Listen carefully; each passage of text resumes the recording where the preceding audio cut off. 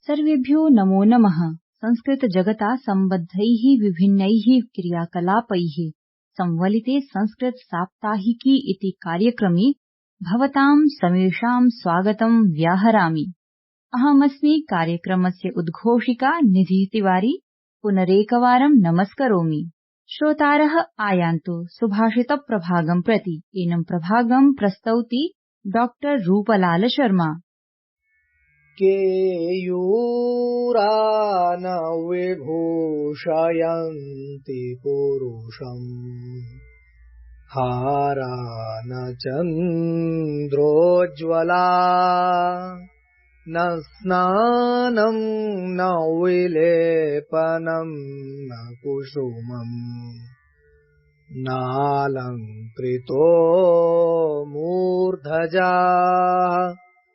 वाण्येका समलङ्करोति पुरुषम् या संस्कृता धार्यते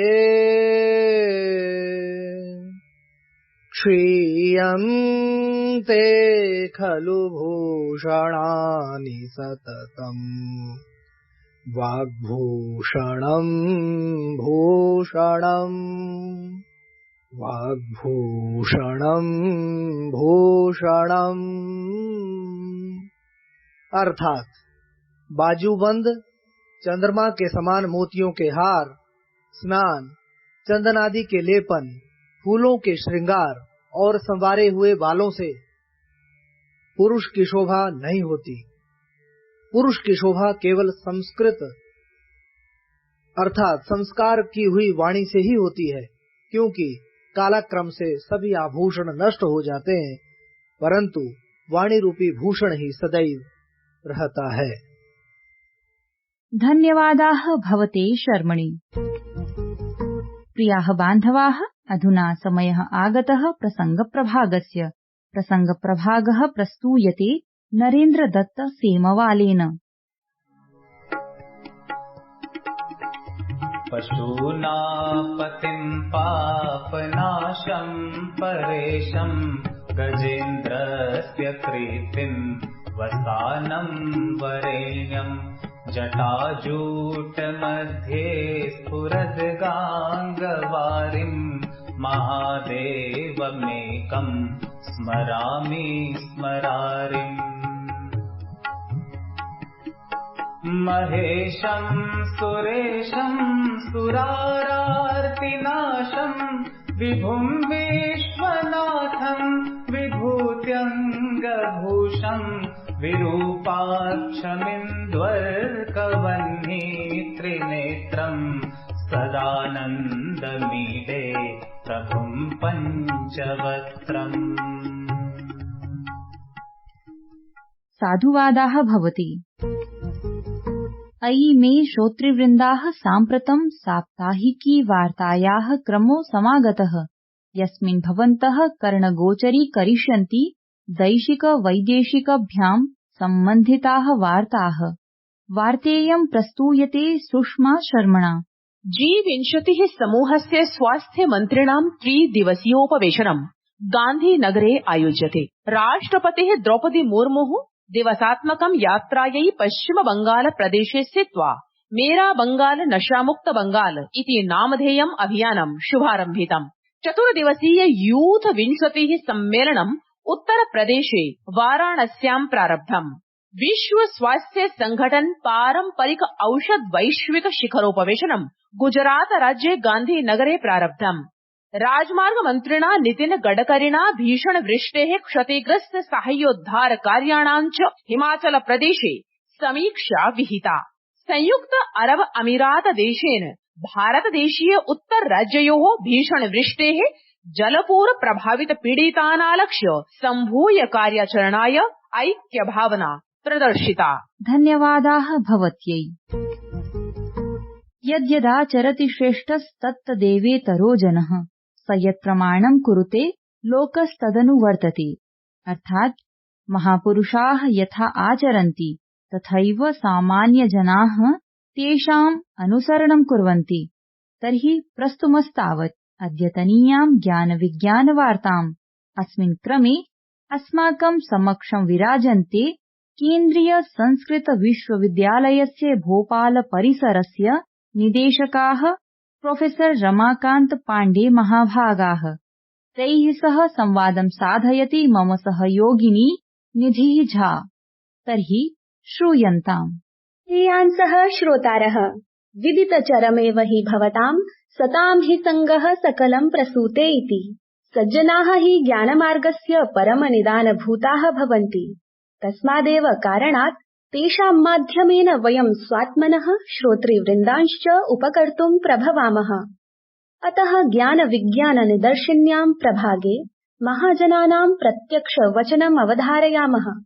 अद्यास्माकं सन्निधौ विद्यन्ते विद्वत्तल्लजाः साहित्यसिन्धवः प्रोफेसर रमाकान्त पाण्डेय महाभागाः। इमे आचार्याः केन्द्रीय संस्कृत विश्वविद्यालये भोपाल परिसरस्य निदेशकाः वर्तन्ते। पण्डितप्रवराणां हर्षातिरेकाभिनन्दनवचोभिः आकाशवाणी पक्षतः अहं निधि झाः हार्दिकम् अभिनन्दनं स्वागतं च व्याहरामि।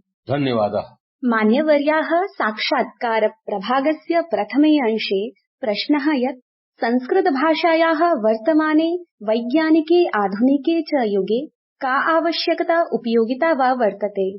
सामान्याः जनाः कथमनया भाषया लाभान्विताः भवितुं शक्नुवन्ति।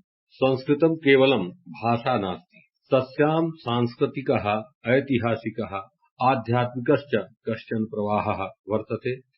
यः कोऽपि युगः भवतु, मानवजीवनं केवलं विज्ञानेन न प्रचलति। जीवनं सदा सर्वदा संस्कृत्या, साहित्येन, अध्यात्मभावनया च अनुस्यूतं भवति। अतः संस्कृतभाषायाः आवश्यकता सर्वदा वर्तते। ज्ञानेन विज्ञानं भवति, विज्ञानेन काचित् विशेषप्राप्तिः भवति अस्माकम्। अतः संस्कृतमाध्यमेन साहित्यिकं, प्राचीनं, वैज्ञानिकं च अनुभवं प्राप्य जनाः संसारे सुखिनः भवितुम् अर्हन्ति। यावदहं जानामि, संस्कृते केवलम् अध्यात्मविद्या नास्ति, केवलं कर्मकाण्डविद्या नास्ति, केवलं वेदाः न सन्ति, केवलम् उपनिषदः न सन्ति, अपितु तेषु ग्रन्थेषु काचित् अस्माकं प्राचीना वैज्ञानिकी परम्परा अपि अनुस्यूता वर्तते। भवती जानाति यत् अस्माकं राष्ट्रे प्राचीनकालादेव धातुविज्ञानं विलसति। प्राचीनकालादेव अस्माकं राष्ट्रे कृषिविज्ञानं विलसति, परमाणुविज्ञानं विलसति, शस्त्रविद्या विलसति, अथ च अनेकानि शास्त्राणि यानि खलु अस्मान् वसुधैव कुटुम्बकम् इति शिक्षयन्ति, तानि सर्वाण्यपि संस्कृतभाषायामेव अनुस्यूतानि सन्ति। अतः तेषां परिज्ञानं संस्कृतभाषायाः परिज्ञानं विना न भवितुमर्हति। अतः यदि वयं भारतं सम्यक्तया ज्ञातुमिच्छामः तर्हि संस्कृतस्य ज्ञानम् अवश्यं भवेत्।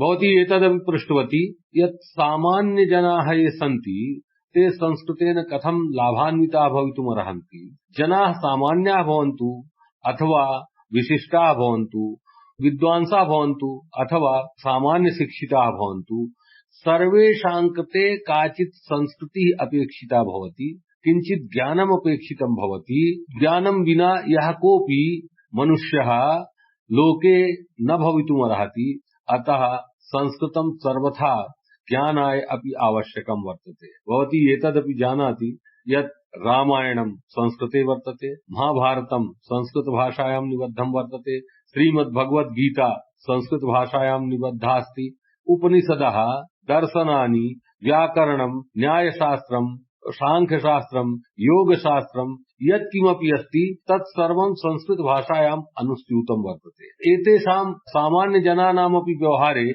एतेषां शास्त्राणां सर्वत्र व्याप्तिः वर्तते। अतः संस्कृतं सामान्यजनानामपि उपकारिणी भाषा अस्ति इत्यत्र नास्ति कोऽपि सन्देहः।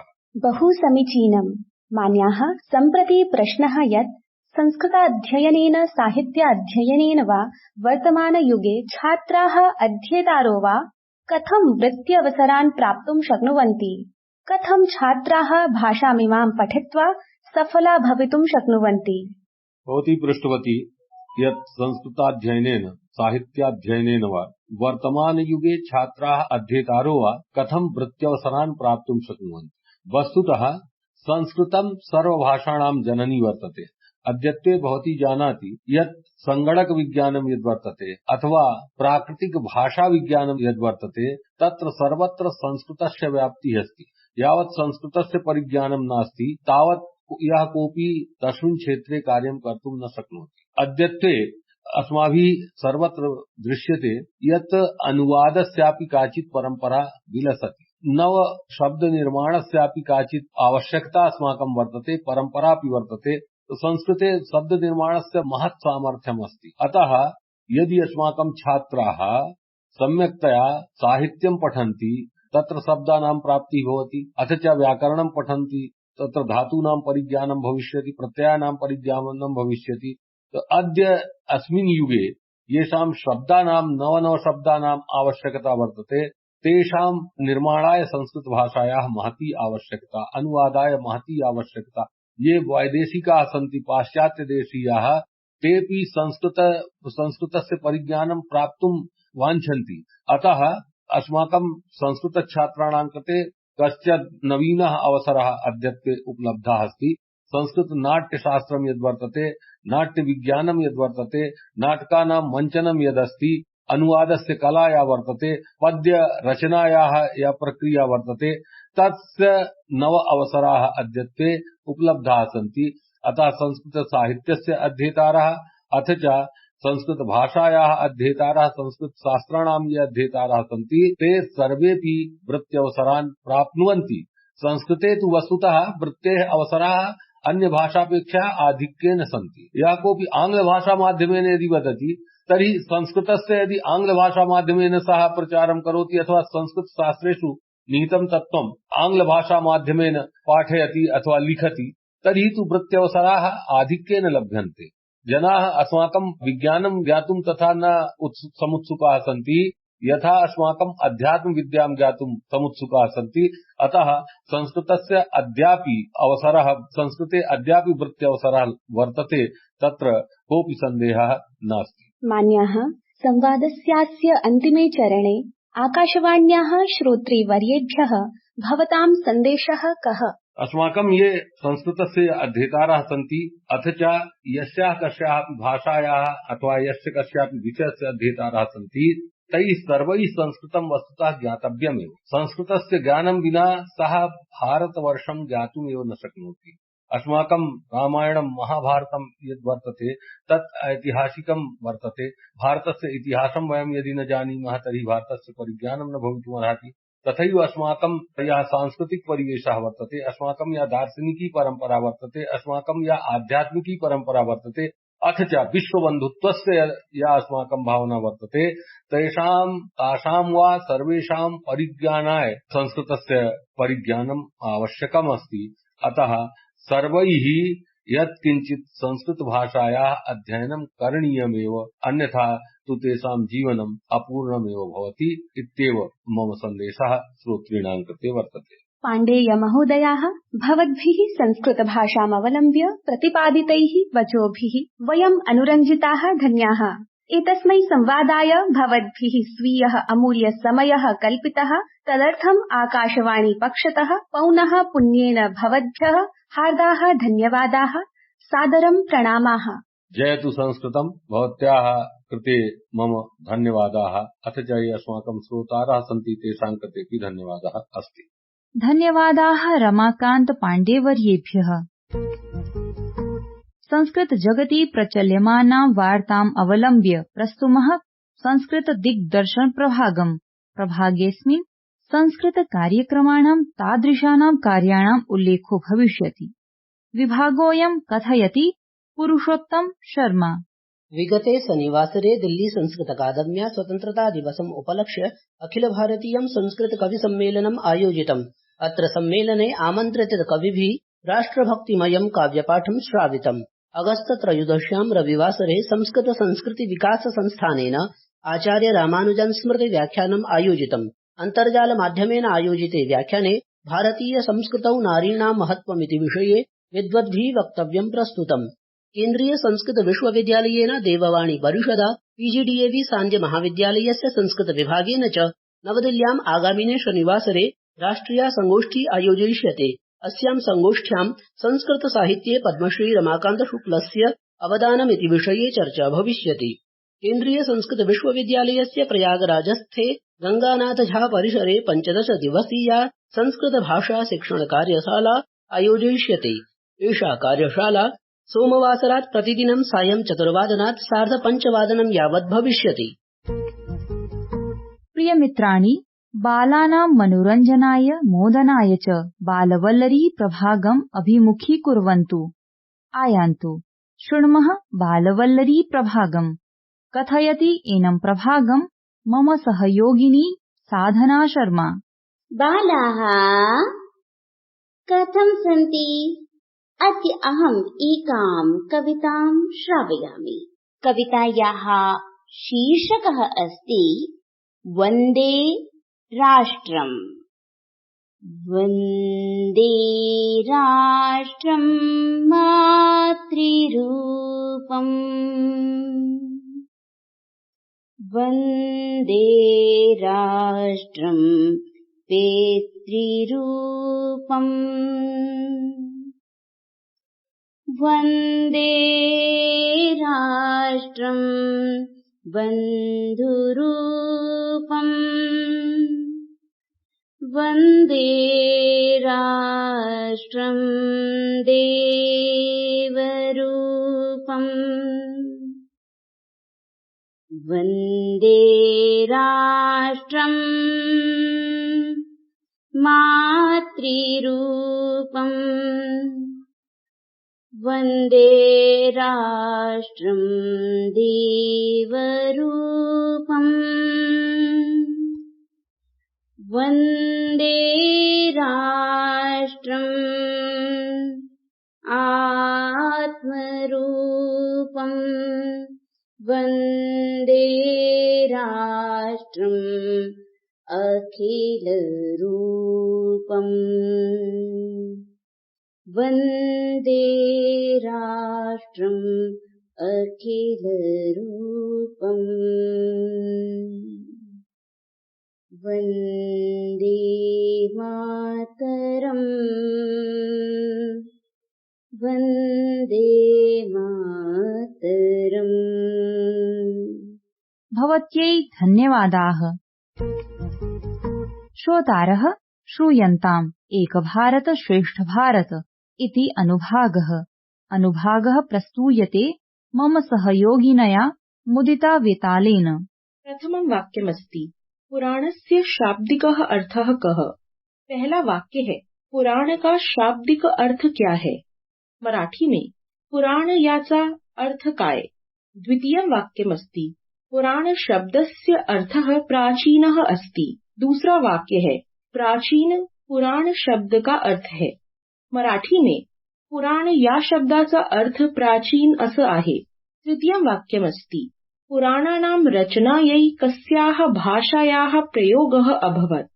तीसरा वाक्य है पुराणों की रचना के लिए किस भाषा का प्रयोग हुआ है। मराठी में पुराणांच्या रचनेसाठी कोणत्या भाषेचा प्रयोग झाला। चतुर्थं वाक्यमस्ति पुराणानां रचना मुख्यतः संस्कृत भाषायाम् अभवत्। परं कतिपय पुराणानि क्षेत्रीय भाषायामपि रचितानि। चौथा वाक्य है पुराणों की रचना मुख्यतः संस्कृत में हुई है, किंतु कुछ पुराण क्षेत्रीय भाषाओं में भी रचे गए हैं। मराठी में पुराणांची रचना मुख्यतः संस्कृत भाषेत झाली, पण काही पुराण क्षेत्रीय भाषेतही रचले गेले। पंचमं वाक्यमस्ति पुराणानां संख्या 18 सन्ति। पांचवा वाक्य है पुराणों की संख्या 18 है। मराठी में पुराणांची संख्या 18 आहे। धन्यवादाः। प्रियमित्राणि, अधुना समयो वर्तते समापनस्य। अग्रिमे अंके पुनरेकवारं नवीन विषयान् उररीकृत्य भवतां समक्षम् आगमिष्यामः वयम्। तावत्पर्यन्तम् जयतु संस्कृतम्, जयतु भारतम्।